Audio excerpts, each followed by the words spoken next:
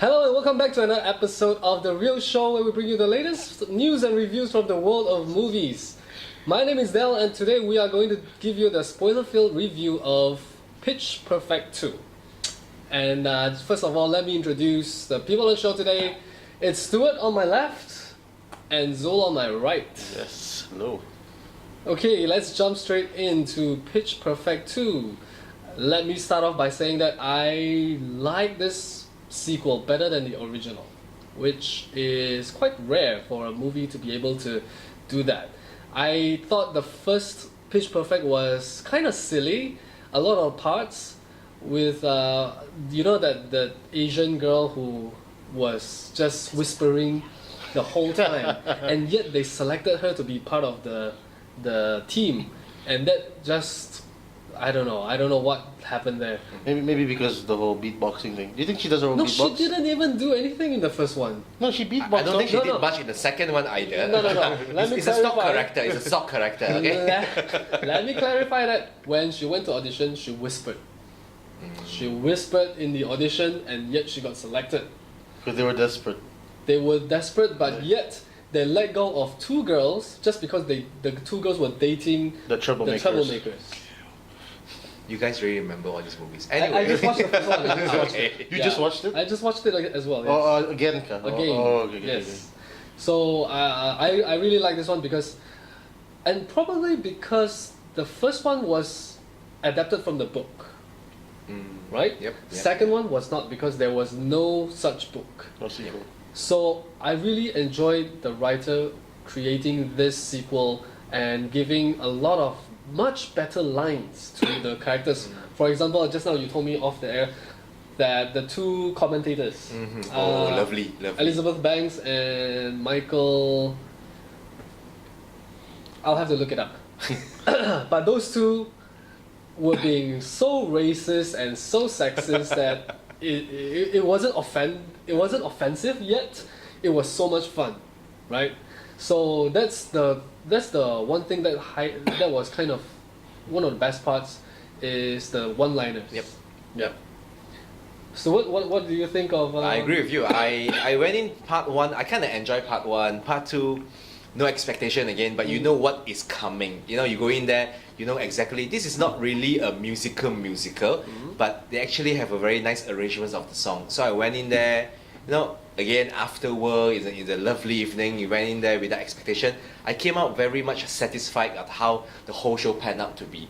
They don't spend too much time on build-up characters because most of them are recurring characters. Only one or two, new characters here and there. But you know exactly what you can expect, and I would say the song does not disappoint. Right. Love it. What? Speaking of new characters, other than Haley Steinfeld, who's a newbie who joined, there was one The Hispanic chick. Hispanic girl that suddenly came out of nowhere. She wasn't in the first one. That didn't work for me. Yeah. I'm sorry, that didn't really work for me. It was a bit weird. It was good that she was there, but again, her one-liners were great. I still enjoyed that one-liner. It was a lot of the... Not as good as the two MCs. Yeah, Not as good as the not as MCs. good, but then No, she added her own flavor. She added the whole stereotypical Mexican... Yeah, the Mexican It's very morbid. The things that he says is very morbid. I guess that the charm is in the morbidness, but for me it's like, okay. Even the Asian girl is very morbid as well. She was morbid in the first one. Yeah. not The Asian girl is morbid. random. No, morbid, Yeah. morbid. She's like, I like to set things on fire. Yeah. Right. But for me, again, if you're talking about characters, you got to love, I'm sure you agree with me, the Das Auto machine. Yeah. For me, that is the main thing that Sound you're talking machine. about. That's sound machine. Das sound machine, auto machine. That's auto. Sorry, no advertisement here. Okay. That's autos. I'll stop now. I'll pass this to Zoo before people think that I'm actually advertising for some automobile makers. I think for me, like what Stuart said, I went in there just waiting to see what music lists they were going to be playing. Right. And they didn't disappoint. That's for sure. Yep. That 90s music, the 90s hip hop, it hit right at home. For me. During the face off, right? Yeah, Dungeon. I love how they had. First, it was the riff off on part one, and this one was called the Underground. The underground Yeah. riff-off, yeah. Yeah, which is really Really And something it is better than the first riff off Yeah. in the first movie. because they had the Green Bay Packers come on. Oh, yeah, the Green that Bay was Packers. just really weird and And awkward. they- Sorry, who are they? For the benefit of the viewers, who are they? Are you sure? I really do not know. American They football are players. football Green Bay Packers. I thought they were wrestlers, but anyway, I digress. Sorry. I don't know if they are the real Green Bay Yeah, yeah. Packers. They are okay, but I really like the host. He's more famous in Arrested Development Yes. as Film K, but he just added into that scene. When he hosted in his own quirkiness. I really enjoyed him in that underground riff off Yep. because he has this flair. So Because there were a lot of cameos, you know. The host for the underground. Snoop Dogg. Let's Snoop- not forget about Yeah. Snoop Dogg. Snoop Dogg, Key and Peele guy. Keegan Michael Key. Yeah, Keegan. Yeah. The comedians. You also get at the end when they do the performance, Pentatonics. Yeah. Yeah. The Pentatonic, guys who do right. the harmonizers. Yeah. Yeah. Everyone was just Yeah, there. Keegan Michael Key for me stole the movie every time he came on the screen because and he is the one that interacted with Anna Kendrick the most. Yep. What's his name? Raymond. What did you call Kendrick?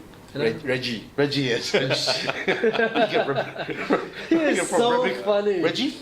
Yeah, so that's right. funny. Yeah, and which will lead me to Anna Kendrick's character being a second fiddle now, as opposed to the first movie where she's the main star. Once again, like Mad Max, she is Anna Kendrick has played down herself so much that it doesn't feel like she's in the movie. It felt like she was just there because this is a sequel and to keep her character there. There was not really a character development for her character, and Keegan Michael Key stood out so much that you don't even see Anna Kendrick in that scene. And Keegan Michael Key with Snoop Dogg as well, so funny. Snoop Dogg just really like singing. That's a pretty with hot tune, though. Seriousness, yeah, It's really it was, hot. it was. I would download that Christmas hot. On the way. It's Christmas. Let's move on. Let's move on now. Just indulge him on that. Well, you're Okay. going in the negative parts. Let's talk about negative. You want to start off? So, Negative. I think it's really unfair to actually criticize a movie like this about negative. Let's talk about the underground thing.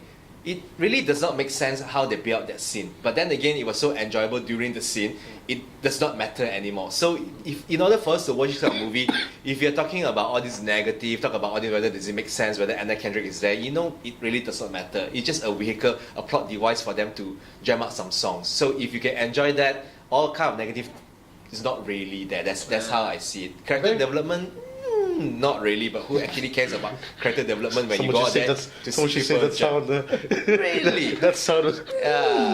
Really? What do you think so? I mean, it's a shame they didn't put in a lot of troublemakers, you know? No, I was really Oh, looking forward yeah. to the troublemakers. Yeah. Because those guys can really harmonize as well. Yep. Yeah, and I think you guys will agree with me. That very last performance, compared to what Sound the machine. Sound Machine was giving off at the very last performance to what the Bellas were doing, come on. I know they won because of original song, but come on, la. It's American. American always win at the end. And they use the gimmick, getting all the Bellas from the past to come on Okay, stage. that scene does not That make is sense. Crazy. That scene doesn't yeah. make sense. They're talking about 10s and 20s of 30s of Yeah. them. They have to be on the plane. You have to be logistic. But if you have to criticize whether the scene makes sense, Logistic. if you have to criticize whether the scene makes sense, none of the whole thing makes sense. None of the whole movie makes sense. Who can be so spontaneous making sound like that? None of this makes sense, but you just have to take it as it is. Yeah. That's it. Any other negative? I don't know, man. I think you took the whole thing. No, I didn't like the relationship between Adam Devine and Fat Amy.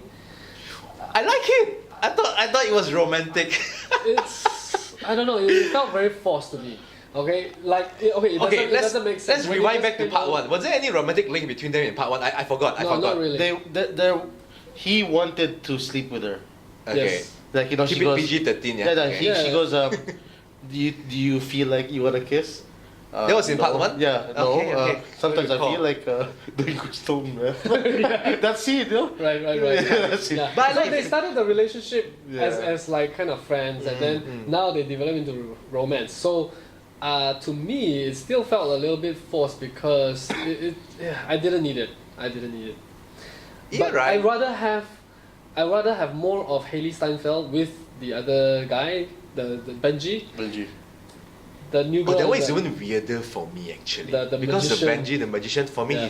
He he's was really creepy. weird, If yeah. if I would have a daughter to go to universities, he's the kind of guy that I'll ask her to avoid. It's only weird because there wasn't a lot of development. There weren't a lot of time spent on them. Mm-hmm. That's why it came off as weird. So I would prefer to see more so that they can develop that relationship more wholly Okay. rather than seeing Fat Amy and Adam Devine. For me, at least Fat Amy's arc has certain quickness to it, but the other one just sounded a bit like stalking. You know, Right. you meet her one time and then you stalking her, Yep. and you do not even feel the chemistry. I didn't feel the chemistry. So, Yeah, yeah. given a choice, at least Fat Amy has a comical value to it. Yeah, definitely, Yeah. definitely. I mean, you know, definitely her- funny. Her how they got kicked out in the first place was epic. Like, That one has to be seen to be believed.